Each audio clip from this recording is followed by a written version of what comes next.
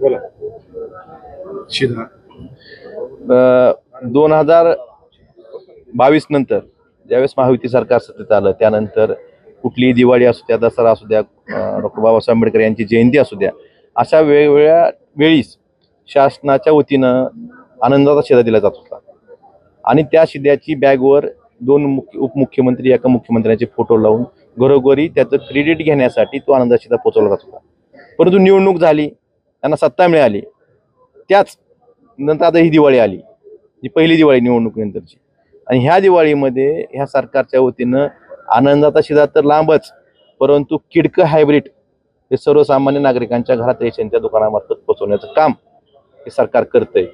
तुम्ही एका बाजूला शेतकरी सर्वसामान्य माणूस पूर्णपणे उद्ध्वस्त झालेला आहे, अशा वेळेस दिवाळी त्याची कडूच झालेली आहे, काळी दिवाळी झालेली आहे.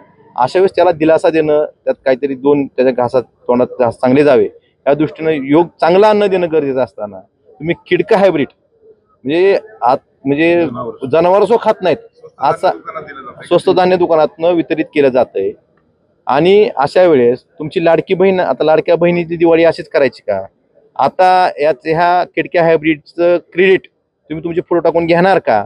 हाही प्रश्न मला मतदारांना विचारायचा आहे की तुम्ही आनंदात शिधा त्याला स्वतःचे फोटो टाकून क्रेडिट घेता, त्याचं श्रेय घ्यायचा, मतासाठी क्रेडिट घेता, पण आज लाडक्या बहिणीला, लाडक्या भावाला दिवाळीला जर किडक्या हायब्रिड देत असाल तर ह्याचं श्रेय सरकारच्या वतीनं कोण घेणार हेही सरकारनं सांगणं गरजेचं आहे.